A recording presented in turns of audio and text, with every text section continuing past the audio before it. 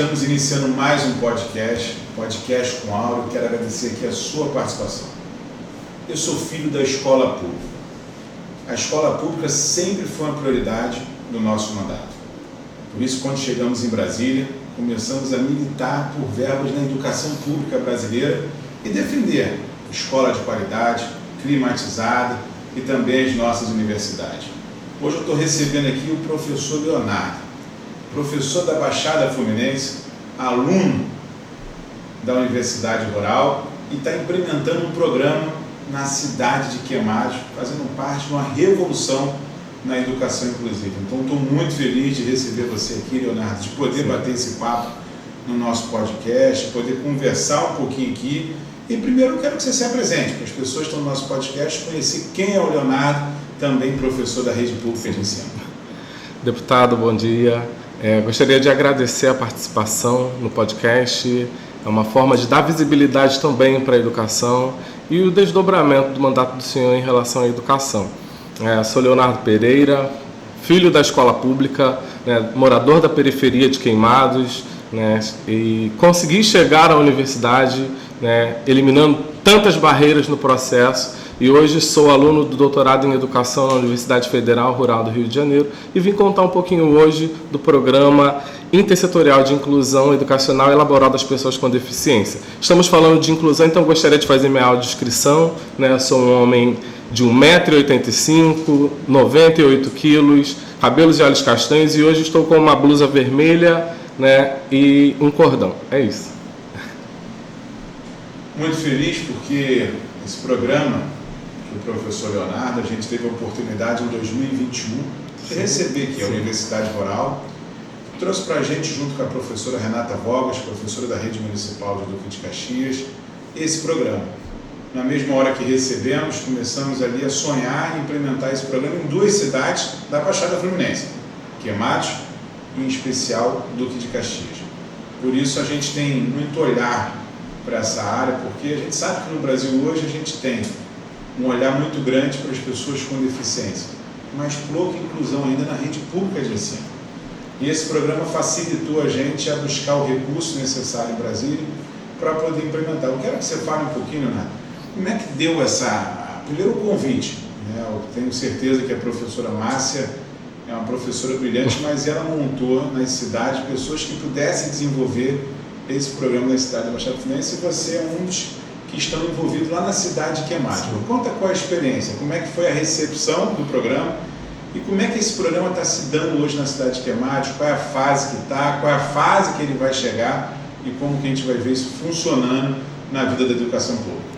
Sim, vamos lá. Primeiro eu agradecer a professora Márcia, a professora Miriam, a professora Daniela, que acompanharam e coordenaram todo o programa. O programa ele conta com a questão da acessibilidade e o exercício e a formação profissional, a produção de material didático e acessível para as pessoas com deficiência e essa proposta de inclusão educacional e laboral das pessoas com deficiência. Nos dois territórios, tanto em Caxias quanto em Queimados, a universidade ela elaborou um edital para que os professores pudessem concorrer a esse edital e participar ativamente da proposta do programa. Nós estamos na terceira fase do programa. Na primeira foi a estimulação essencial das pessoas com deficiência, principalmente pensando a síndrome congênita do Zika vírus. Num segundo movimento, a formação dos profissionais e as famílias a partir de um curso de 10 módulos. E agora, num terceiro, é um processo de formação intersetorial. As diversas secretarias dos dois territórios estão passando por um processo formativo com a Universidade Federal Rural do Rio de Janeiro. O próximo passo é esse exercício laboral. Como inserir essas pessoas com deficiência, principalmente os oriundos das redes públicas, na esfera laboral. Essa é a nossa próxima etapa e o nosso próximo desafio. Leonardo, você que é professor da rede pública de ensino, quais as dificuldades que a gente encontra hoje? A gente está estimulando o programa. Esse programa teve um investimento de R$1 milhão do governo federal, numa TED aplicada com a universidade pública, que possibilitou a instalação em duas cidades só da Baixada. A gente tem 90 municípios. Mas quais as dificuldades que a gente tem na rede pública? Me dá exemplos práticos de como funciona Queimados e o que a gente espera avançar com esse programa implementado. Sim, então vamos lá. A principal barreira e a maior dificuldade é a questão da barreira atitudinal, da informação. Essas pessoas, elas estão no movimento de marcar as suas vidas, né, porque viveram um período aí de exclusão, de segregação, e hoje a gente tem essa perspectiva inclusiva. Então eu acredito que a principal barreira é essa da informação. O profissional, ele precisa ser informado, as famílias, né, a universidade, os seus profissionais também, enfim, toda a demanda social, ela precisa desse processo de formação para eliminar as barreiras. E eu acredito que essa emenda para a universidade, ela colaborou nessa perspectiva formativa, uma vez que ela traz para a gente um novo panorama, que é a parceria público-público. Normalmente a gente tem parcerias com entes privados, né? E esse programa ele vem revolucionar com essa visão de uma parceria público-público. A universidade, ela tem o seu papel, principalmente ali na Baixada Fluminense, e ter duas redes da Baixada Fluminense participando dessa parceria com a universidade é um ganho para a gente, com certeza traz a eliminação de barreiras, que a principal, no meu ponto de vista, no meu olhar, é essa questão da informação e da formação. Você sabe, Leonardo, que a gente tem, como deputado federal em Brasília, a oportunidade de destinar recursos para as cidades, para as universidades, para o estado do Rio de Janeiro, e a gente procurou sempre ter programas inovadores. Não que o asfalto, não que a iluminação, não que outras infraestruturas necessárias são fundamentais. Mas a gente tem alguns problemas que a gente precisa ter um olhar muito sensível, como a educação pública, Sim. como a escola. Aqui em Duque de Caxias, eu já consegui destinar dinheiro para a gente comprar ar-condicionado para todas as salas de aula. Então, todas as salas de aula vão ter ar-condicionado. As que não tem hoje é porque ainda não tem a ligação da companhia elétrica e a gente está pedindo aumento de carga. Mas essa questão da universidade, a Universidade Rural, que é a universidade mais democrática do estado do Rio de Janeiro, porque ela está inserida na Baixada Fluminense, onde tem um amplo serviço prestado e ela tem a sua vocação, a gente sempre teve a olhar. Quando teve a oportunidade de destinar esse 1 milhão para lá, e a gente sabe que esse 1 milhão se transforma em qualidade de vida a essa população, tanto na rede Duque de Caxias, quanto na rede Queimados, e uma formação com os profissionais de educação, daqui a pouco vai ter a sua independência para trocar um programa que vai Sim. ser implementado em cada cidade. Por quê? Como eu fui aluno da Álvaro Alberto, é uma escola muito conhecida aqui em Duque de Caxias por ser a primeira escola a servir o merenda escolar na América Latina, em uma escola pública da cidade de Duque de Caxias. Ali tinha classe, naquela época, chamada classe especial. Sim. Então, tem diversos alunos. E até hoje, quando eu estudei na escola, e eu visitei a escola, os alunos estão lá.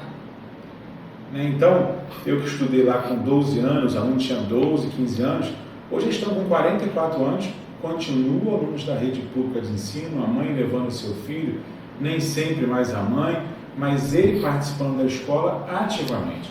E isso, quando eu recebi o programa da Rural, eu falei, poxa, esse é um programa libertador. Sim. É um programa de inclusão, é um programa de olhar para essas pessoas, porque vai chegar a hora que esse aluno, se ele não tiver uma formação, a mãe vai faltar. E aí, como é que dá a vida desse aluno? Então, eu queria que você passasse um pouquinho para as pessoas que estão assistindo o podcast, o que é isso? Qual é a finalidade do programa no dia a dia da vida desse aluno que está na escola, desse aluno que precisa ter a sua independência, que precisa ter esse olhar para que ele possa ter um futuro melhor? Sim. Eu acredito que um ganho para o programa é pensar as possibilidades, tanto na Baixada Fluminense, a partir do território de Caxias e de Queimados, né? Uma vez que ele traz o protagonismo para as pessoas que são envolvidas, para os professores, para as famílias, mas principalmente para esses sujeitos, né, que possuem uma deficiência. Então, de certa forma, pensar aí, por exemplo, a estimulação é essencial na primeira infância, o exercício laboral, hoje, é uma perspectiva fundamental para o processo inclusivo, né? Porque você tem um trabalho pedagógico, um trabalho educativo em cadeia. A criança, ela entra na escola e, a partir das suas potencialidades, a partir do planejamento educacional individualizado, você consegue vislumbrar e desencadear ações sociais para que esse sujeito se torne um cidadão de direitos, né? A gente sabe que os corpos com deficiência, por exemplo, são marcados por estereótipos, né, por discriminação, preconceito, ações capacitistas que dizem que esses corpos não podem, né, ocupar alguns espaços, não podem desenvolver algumas ações. Então, esse programa, ele traz essa nova perspectiva, esse protagonismo dessas pessoas. Então, o objetivo maior é fazer com que essa vida escolar desse sujeito tenha funcionalidade, tenha uma função social, que é a sua inserção no mercado de trabalho, o exercício laboral. E como é que é essa inclusão? Como é que é o dia a dia? Porque, na verdade, esse programa não atinge só os alunos, atinge a família. Sim. Né? A mãe que leva ali o aluno, muitas vezes fica na escola o dia inteiro esperando, né, essa aula. Como é que no dia a dia da escola com a universidade lá na cidade de Queimados? O que mudou com a instalação desse programa? O que está mudando com a instalação desse programa na cidade de Queimados? E como está mudando aqui na cidade também de Duque de Caxias? Porque as fases elas vão sendo feitas tanto lá e aqui. Se está na terceira fase lá, está na terceira fase aqui de Caxias, que começou o programa junto. Sim. O programa ele traz para a gente uma nova perspectiva de entender que todas as pessoas são responsáveis no processo. A gente sabe que a educação ela é responsabilidade do Estado, mas também da família. Então existe um trabalho de colaboratividade, né? Um exercício de trabalhar esses juntos. Uma das fases do programa, né, nós até nomeamos Programa Pró-Inclusão, Juntos Pró-Inclusão, né, que era essa perspectiva de trazer o entendimento de que todas as pessoas são responsáveis no processo. Então hoje, eu acredito que essa visão da família sendo pertencente à escola, né, sendo pertencente a esse processo social de inclusão, traz para a gente um ganho, traz para a gente essa responsabilização na Secretaria de Educação, na Secretaria de Assistência Social, de Saúde, ter essa visão intersetorial, né, porque essa perspectiva inclusiva cobra da gente essa ação colaborativa. Todas as pessoas pensando esse processo e essas possibilidades desses sujeitos, principalmente das famílias, que as famílias podem contribuir nesse processo formativo e informativo. Um ganho para a gente nas nossas reuniões, nos nossos encontros, foi perceber o quanto as mães elas possuem essa capacidade, né, de falar sobre determinadas situações que talvez o profissional da educação não saiba, não tem aquela capacidade. Então, a gente tem essa perspectiva de que todos juntos podem colaborar por uma educação inclusiva, por um processo inclusivo, para uma sociedade acessível. Né? Foi um ganho, né, nessa perspectiva. E nessa questão do mercado de trabalho, né, eu acho que essa deve ser a grande dificuldade de implementação desse programa, porque primeiro que o mercado está escasso, não tem trabalho. Segundo que a gente tem dificuldade de, na Baixada Fluminense, né, de fazer essa discussão com as empresas, com a classe empresarial, de levar essa demanda para cada empresa, apesar de ter uma lei federal, 5% dos empregos, mas as próprias prefeituras não têm esse papel social de implementar ali. Como é que é isso na cidade de Queimados? Qual está sendo a barreira que vocês estão enfrentando? Como é que está sendo exercido esse diálogo? Qual é essa fase que a gente vai ter a oportunidade de ampliar esse diálogo com a classe empresarial? Então, na cidade de Queimados, a nossa maior bandeira de luta no momento é pensar ações anticapacitistas, né? Trazer essa informação para a sociedade de que todas as pessoas podem, né? Todas as pessoas possuem possibilidades e potencialidades. Então, a partir da educação em ações intersetoriais, nós estamos buscando essas parcerias. Eu acredito que a maior dificuldade, né, o entrave é esse processo formativo, porque as pessoas elas eram deixadas nas escolas. E aí, como acontecia esse processo de escolarização? Era um processo de escolarização precário. Quando eu falo da informação e da formação, é também pensando nesse processo que inicia na infância. Esse sujeito, ele chega na escola na infância e ele é deixado na escola. E como é desenvolvido o processo de escolarização? Muitas das vezes, ele não acontece da forma apropriada, né? Então, essa barreira ela precisa ser deixada de lado para que esse sujeito tenha a possibilidade de vislumbrar um lugar no mercado de trabalho, né? Então, a barreira que a gente encontra é essa barreira da formação dessa pessoa e também o diálogo entre os setores para que esse empregador ele enxergue que aquele sujeito, para além de todas as questões, ele tem potencialidade para desenvolver o seu exercício laboral, né? Eu acredito que, mais uma vez, a gente chega na barreira aí da questão da formação e da informação, das atitudes, né? Porque a gente precisa ultrapassar essa barreira para que essas pessoas ocupem lugares que são delas. E o que você acha que ainda pode fazer? O que a gente pode estar aqui fazendo para melhorar ainda mais esse programa? Quais as barreiras que nós, do poder público, podemos avançar? Qual o diálogo que pode ser aberto para que a gente possa melhorar a implementação desse programa nas cidades que já está sendo feito teste, é um laboratório que está sendo feito. Sim. Na cidade de Queimados, na cidade de Duque de Caxias, foram 2 cidades que a gente escolheu, né, nesse programa estabelecido, mas o que a gente pode fazer para ampliar o diálogo e melhorar a implementação? Até porque esse programa dando certo nessas 2 cidades, a gente vai ampliar com a universidade, preparar e formar outras cidades da Baixada Fluminense, tirando esse déficit que a gente tem na nossa cidade, na nossa região. Eu acredito que a gente consiga ampliar todo esse olhar a partir da formação continuada, da intersetorialidade, da acessibilidade, e aí conseguiremos, de alguma forma, alcançar esse processo inclusivo. Para avançarmos, esse diálogo precisa ser frequente, precisa ser permanente, né? Ações dialógicas entre as secretarias. E para isso a gente demanda de profissionais, né? De formação e de uma proposta de uma cidade acessível. E isso é um compromisso nosso, dos profissionais que de alguma forma participaram do Pró-Inclusão, garantir essa acessibilidade em todas as esferas, nos conselhos municipais, nas ações e eventos culturais, enfim, né? É uma responsabilidade de todos. Eu acredito que se cada um contribuir com seu papel, com a sua função, a gente consiga, né, avançar. Né? Quando falo, por exemplo, das ações intersetoriais, hoje a gente precisa fazer com que os nossos secretários eles dialoguem pensando esses sujeitos. Né? Secretário de Saúde, secretário de Educação, de Assistência Social, enfim, promoção da diversidade. Todos precisam dialogar para que essas pessoas consigam ter acessibilidade, né? Consigam vivenciar numa cidade inclusiva. Me dá aqui, Leonardo, o que você acha, você que está vivendo no dia a dia, as cidades da Baixada têm avançado muito. Sim.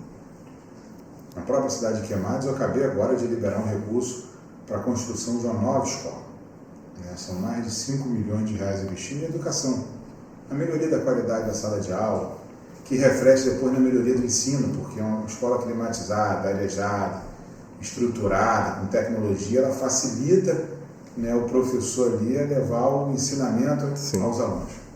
A gente melhorando esse ambiente escolar e proporcionando com as universidades, com a universidade pública, valorizando as pesquisas, valorizando o profissional de educação, implementando nas cidades da Baixada Fluminense, igual está sendo implementado em Duque de Caxias, na cidade de Queimados. O que falta ainda para que a gente possa melhorar mais esse ambiente escolar e avançar, e quais perspectivas que o Leonardo, o professor Leonardo, enxerga para o futuro através de programas como esse? Eu acredito que a inquietação, ela nos move, né? Então, eu vislumbro uma educação inclusiva, é essa educação que eu acredito, uma educação democrática. Isso se faz com o pessoal, né? Profissionais de apoio à inclusão, intérprete de Libras, gestores formados, essa perspectiva da formação, né, em serviço, coisas que o Pró-Inclusão, a partir dessa emenda, possibilitou para a gente, a partir dessa parceria público-público, possibilitou para a rede de Queimados, trazer reflexões e inquietações a partir do que nós temos, né? Nós avançamos muito na cidade de Queimados, hoje a gente tem um outro patamar, uma outra perspectiva de inclusão, de educação, né, de respeito às pessoas, principalmente as pessoas que são marcadas como as pessoas com deficiência, né? Essa marca do preconceito, do estereótipo, né? Então eu acredito que essa inquietação traz para a gente novas possibilidades de trabalho, para uma educação que faça diferença naquele território, que eu acredito no poder transformador da educação. Então, o que eu vislumbro é essa educação inclusiva de fato. A gente caminha nessa perspectiva, porém a gente precisa vivenciar isso integralmente, né, na integridade. Eu acredito que esse é o caminho. Leonardo, a gente caminhando aqui para o nosso final do podcast, claro que a gente queria fazer aqui um montão de perguntas, porque o tema da educação é um tema que encanta. Né? E a gente que viveu na escola pública, eu estudei em diversas escolas públicas. Né? De um tempo que a escola pública era diferente. Tinha uma escola que eu estudei aqui, que a pessoa tinha que acordar 4 horas da manhã e ficar na fila para arrumar uma vaga. Sim. Porque era muito concorrida, que era a escola Castelo Branco, que se tornou a escola Professora Olga Teixeira. No momento que o aluno chegava, se o sapato não tivesse engraxado, levava uma advertência. Isso. Se o cabelo não tivesse cortado, levava uma advertência. Se não cantasse no nacional, a professora tirava de forma ali e também levava a advertência. No momento onde a educação tinha outro valor. que as pessoas tinham muito orgulho da educação pública, que o filho da educação pública chegava à escola pública. Tem coisa que a gente perdeu nessa caminhada. Infelizmente, os territórios, a gente tem falta de aula hoje por causa da violência. Sim. O aluno quer estudar, o professor quer dar aula, mas ali você tem um território tomado pela violência e a aula é interrompida. Num momento onde o profissional de educação tem que ser muito criativo, pela dificuldade de acesso e pela forma que é tratado em algumas comunidades escolares. A gente tem um grande desafio para a educação pública no Brasil, mas eu acredito muito nessa educação pública, na possibilidade de melhora dos indicativos, na possibilidade de uma sala de aula tenha prazer de o aluno estar dentro da sala de aula. A gente tem vivido isso na Baixada Fluminense. Quando entra o período de férias, a escola é reformada, o aluno chega e tem ânimo de chegar naquela escola e começa a ele sonhar de novo. A gente vê como é importante a infraestrutura escolar e como é importante também o profissional da educação estar motivado. Então, o que você espera, e para finalizar, e qual o recado que você deixa, né, para a educação pública brasileira, o que você sonha no futuro da educação pública do nosso país? Sim. A educação é prazer, né? A educação precisa trazer e dar dignidade para todos que estão envolvidos nesse processo. Então, uma educação digna é direito de todas as pessoas. Então, é essa educação que eu acredito, uma educação que vai romper barreiras. Hoje, o lugar onde estou, o lugar que eu ocupo, era um lugar que minha família não vislumbrava. Um menino da periferia que colocava sacola no pé para chegar à escola por conta da falta de infraestrutura, falta de saneamento básico. Hoje estou cursando doutorado na base do sacrifício, mas isso deveria ser um processo para que todas as pessoas tivessem acesso. Então essa educação que traz dignidade para o sujeito é a educação que eu espero. É uma educação que vai romper essas barreiras, que vai fazer com que todas as pessoas tenham possibilidades, uma educação possível. Hoje a gente teve a oportunidade de conversar aqui com o professor Leonardo, aluno da Universidade Rural do Rio de Janeiro, professor público da cidade de Queimados, e que tem feito um trabalho brilhante na implementação de um programa muito importante que a universidade desenhou, sonhou e preparou para atender 2 cidades da Baixada Fluminense. Estou muito feliz da sua participação. Queria que, eu acho que dá para a gente fazer uma série de podcasts falando sobre educação pública, mas eu tenho certeza que você que assistiu, compartilhe, mande isso para um professor, para um aluno, para quem quer conhecer mais um pouco de educação inclusiva no nosso país.